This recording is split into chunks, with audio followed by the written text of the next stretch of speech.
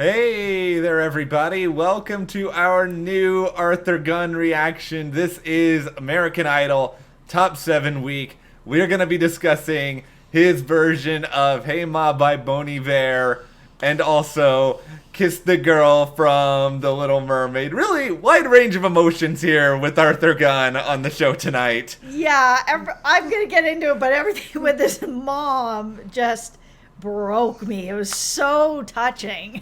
It was so sweet. And first of all, let's just celebrate Arthur being in the top 7 officially.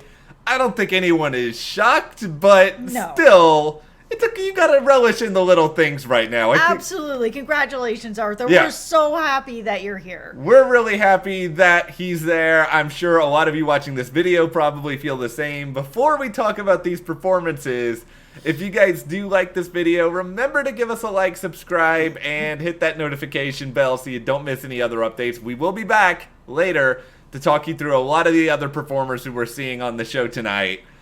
I guess though, let's just start there with the emotion because we did. Oh, I'm gonna cry through this video. Well, we just remember you have the Little Mermaid to look forward to later. This is a touching performance. It really, really is. All of it was so touching. Him and his mom, who's so damn cute. Yeah. She's all dressed in blue and she looks so beautiful, and then he's reading her this letter was so touching about his feelings for her and how important she is, and you can see how much she loves him and supports him, and it's just so nice that of all, we're going to get all these Mother's Day packages, but like we're starting with a family that's so close and they love him so dearly. Yeah. And then he sings Hey Ma, and I'm just crying in my office. It was so beautiful, and his mom's on the couch and she's like clapping along and she looks so beautiful. This performance, I say it all the time about Have You Ever Seen the Rain? Like my favorite of him, and this is like so close to going over that for me. This performance was just, it really touched me. It really touched me. I think it's a combination of so many different things, right? It's her being present for the performance. It's having the backstory in advance. It's the song choice. You don't exactly see a lot of people on singing shows do Bon Iver songs, and I think it's because they're not really that easy because No. the vocalizations in Bon Iver's music, all their music is really, really challenging. And I thought it was subdued. It was sort of perfectly intimate, and this is really most of the songs have been sort of older songs with a lot of the classics, the CCRs, Yes. the Bob Marleys. This is a relatively contemporary song, and I think it did sort of showcase a different side to him. And I think we both love Arthur's voice. His voice is incredible, and the way that he connects to things emotionally, but I think it was good to have something that was a little bit more slowed down and stripped down to sort of show that side of him beyond just some of the more lighthearted songs we've seen from him as of late.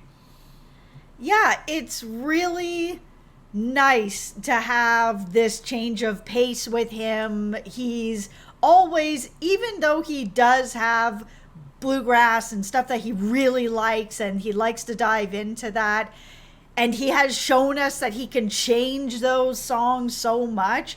It's nice to see him doing something that's out of his wheelhouse and make it sound like Arthur Gunn, if that makes sense. He always has this way of making it sound like him, like he wrote this song.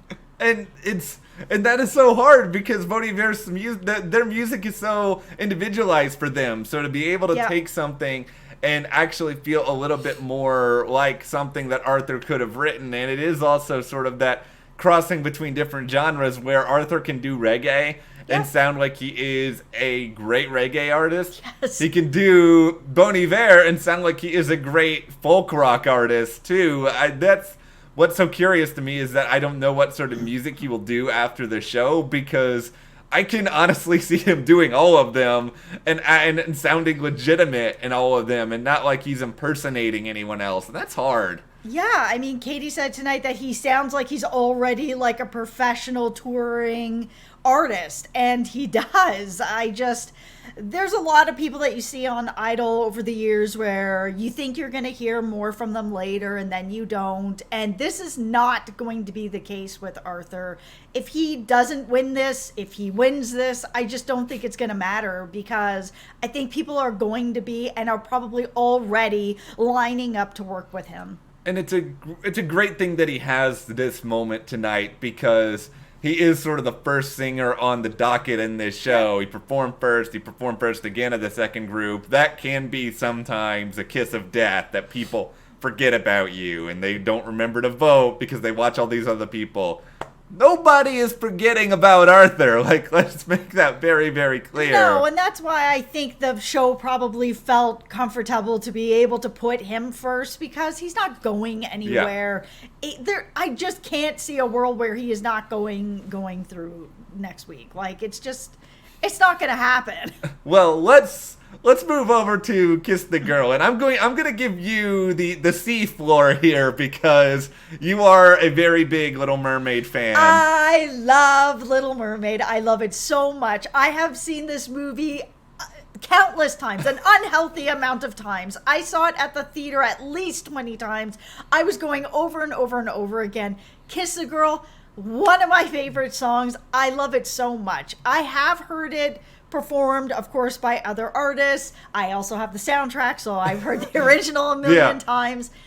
I have never heard a version of this song done the way that Arthur did this tonight. He put like a dusting of like a 60s, 70s feel on top of it that felt natural. And it was, again, this idea of a song that I've heard a million times, lots of different sort of feels to it, but never anything like this ever. And it was so good. It's just, I know that, I don't know, it was so good. It was so unique. He can rearrange songs to make them feel like they're brand new. I've never heard this song before, and I promise you, I have played this song so many times in my life. I don't have the same relationship to The Little Mermaid that you do. That's not to say I don't like it, because I do like The Little Mermaid, but I don't believe that I have watched The Little Mermaid in more than 15 years. So I couldn't actually visualize or even picture in my head what the melody of this song was going to be before Arthur started singing it, because I didn't really remember. But then when I heard it, I kind of heard some echoes of like, oh, yeah, that's what it's supposed to sound like, but it also still sounded a little bit different.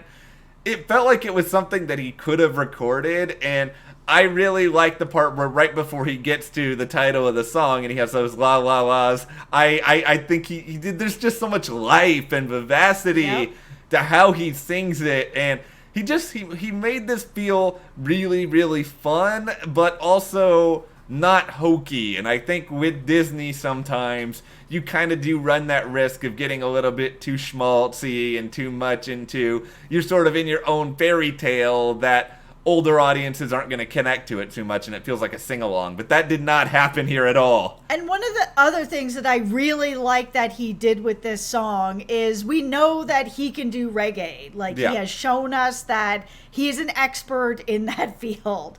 And this song, it's easy to think. I mean, I thought if he does this song that he would put a reggae spin on it, because we know that he can do that, and we know he can do it so well. I was really happy to see that he didn't go in that direction. And again, he surprised me with what he did and where he took this musically in such a different direction that I never would have thought of. And it made it so creative. And now the song has been given this new life. A song that I love, that I have listened to so many times. I am now going to start listening to it again through him. I can't speak to how Hey Ma's going to compare to all the other Mother's Day songs, because we haven't heard them all at the time of this recording yet. But this was by far my favorite Disney Week song. I just think it was, he captured so much about what I think the original was supposed to be, but also updated it and made it fun and musical.